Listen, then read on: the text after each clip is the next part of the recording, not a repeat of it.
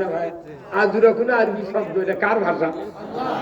আজুরা কতবা আগে মানুষ করছিল আজুরা। আমি 24 বছর দর্জিগিরি করছি, এখনো লোগত করা পড়া আছে। আমি ব্যবসার দিক দিয়ে দর্জির দিক দিয়ে 1 নাম্বার, কৃষকের দিক দিয়ে 1 নাম্বার, বক্তার দিকে 6 নাম্বার না 8 নাম্বার, আপনারাই বলবেন এই কথা ঠিক কিনা? তাহলে এই আজুরা করছিল, আমার থেকে ব্লাউজ বানাইলে করছিল আজুরা কত, তাহলে এটি আল্লাহ ওই কথাই দিয়েছে আজরুন আযীম, সর্বোচ্চ উত্তম পুরস্কার দেব। উত্তম পুরস্কার জান্নাত ছাড়া কিন্তু আছে? তা আল্লাহ নিজে বলছেন এই কাজ করার জন্য আমি পুরস্কার দেব, একটা হলো গুনাহ মাফ করব, বেহেশত দেব। দরকার আল্লাহু আকবার।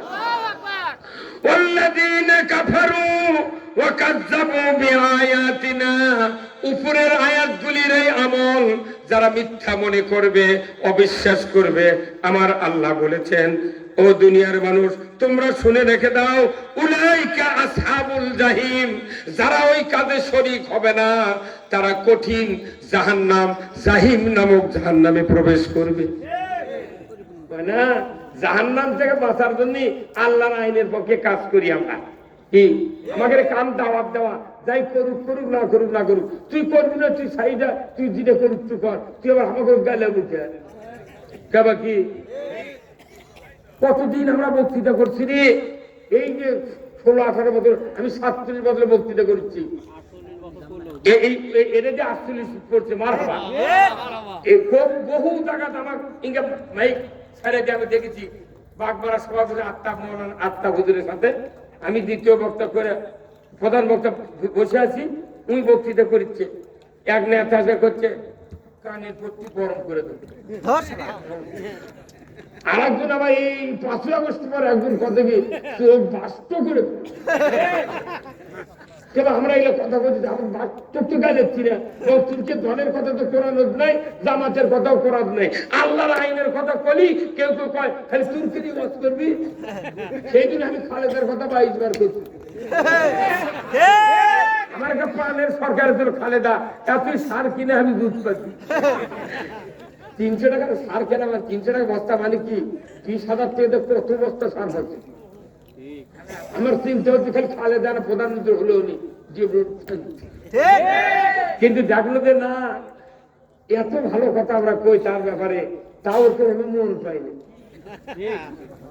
এই হাজি জুম্মার একটা হাজি 2 জন হজ করে তাই আমার গাঁওতি বক্তৃতা দেওয়ার লেগেছি, এই কিছু কিছু নেতার মুখ খালি কালি হয়ে গেছে, কেন তুই খেয়ে বুঝবি?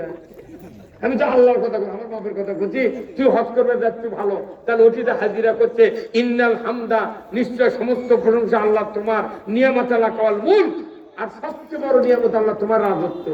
তুই রাজত্বের কথা হাজিরা মর্যাদ মক্কাত কয়ে আছে, তুই ভোট দিচ্ছি কার?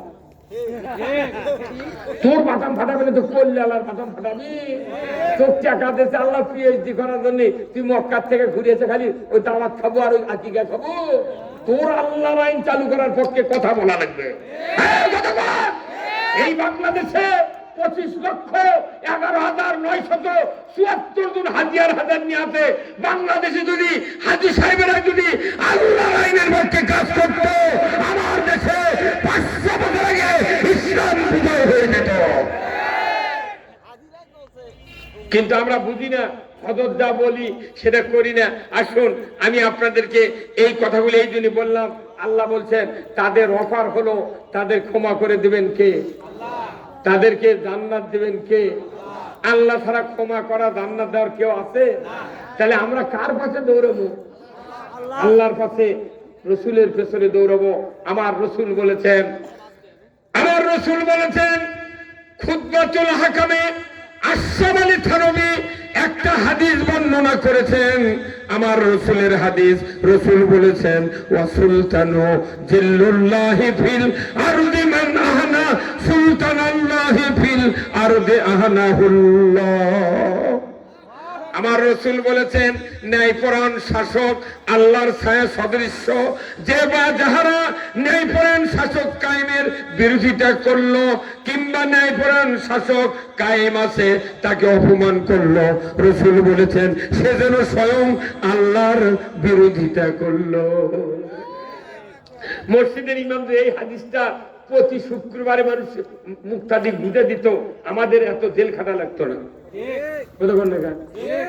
মসজিদের ইমাম পলে গেছে রে, ঢাকা বয়তুল মোকাররমের মসজিদের ইমাম পলে গেছে।